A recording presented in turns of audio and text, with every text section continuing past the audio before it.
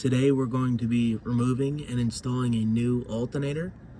I found that the easiest way to do this is to remove the fan clutch, and to remove the fan clutch while the serpentine belt is still on. That way it's not moving freely.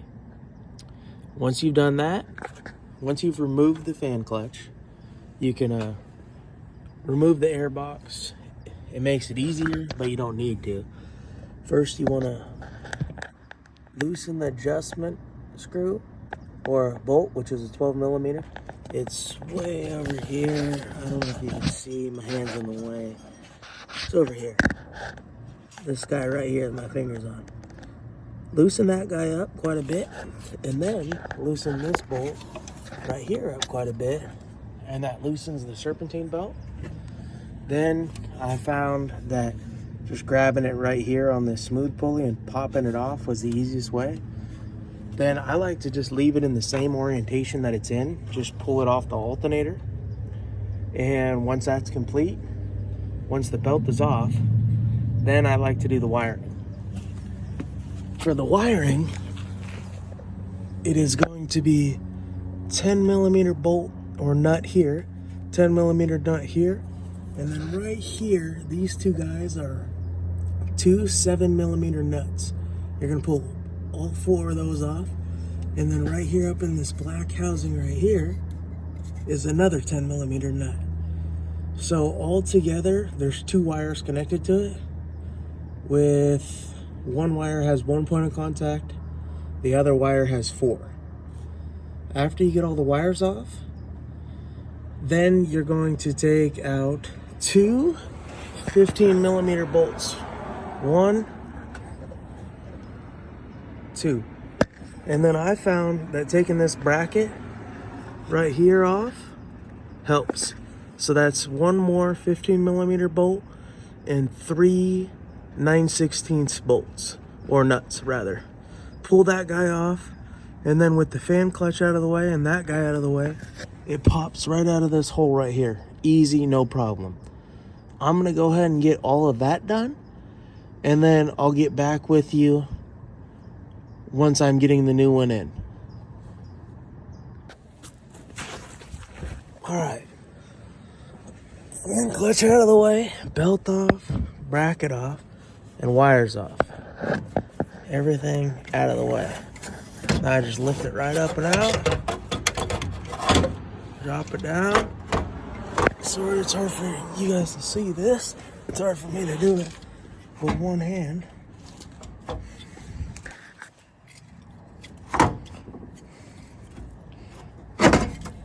Just kind of wiggle it out,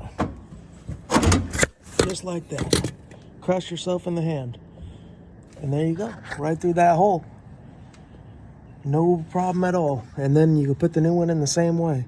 It squeezes in there. You just gotta jiggle it around a little bit, but it's not bad at all.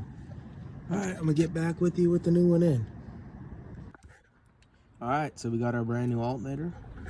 We are going to go ahead and drop it in from the bottom. Same way we got it out. This is gonna be really hard to record, so I'm just gonna kind of get it up, set it in place, and then show you the next step. All right, now that I got it just kind of resting up in place, the first thing I'm gonna do is put this bracket back on, and then I'm gonna do the top bolt first. So I'm gonna go ahead and set the bracket in place, and then I'll pop up to the top and show you the top bolt. Okay, see, the reason that bracket is important is because it goes through the top bolt as well as the bottom bolt. But it's easier to start with the top. You wanna push the alternator in between the bracket and the other mounting surface. Put your bolt through, and then just get your nut started hand tight. Once you're done with that, we're gonna drop to the bottom, get our bottom bolt through, get it hand tight, then we'll throw on all 3 of our 9/16 nuts on the bracket and our 1 15 millimeter bolt, and we'll get it all tightened up, and then we'll jump to the wiring. See how that guy goes. We got the top one in. Now that I got the top one in, I should be able to record the bottom one. Hop down here really quick, and we're gonna just feed this guy right in through there and get it all lined up. And it's important that you leave the top one loose while you get the bottom one in. That way it's can't get out of line and unlined up and stuff like that. Okay, now that I got that hand tight, I'm gonna go ahead and jump to that other 15 bolt and the 3 9/16 bolts.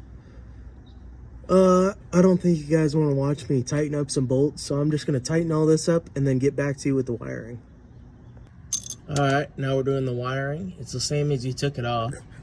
So it'll be 1 nut, 2 nut, 3 nut, 4 nut for the one wire, and for the other wire up in the black housing up here, it'll just be that one 10mm nut. So it's 10mm nut for the single connection wire, and 10mm for this guy, 10mm for this guy, and then 7/7.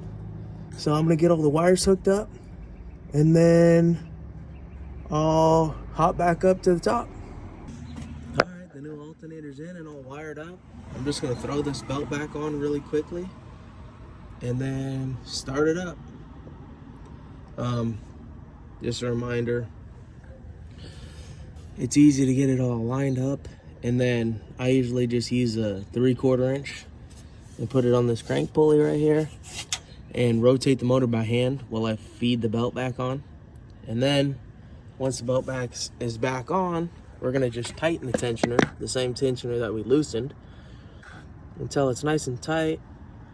And yeah, then we'll fire it up. All right, it's installed, belt's on, jumper cable's hooked up. Here's for the... All right, let's try it again. All right.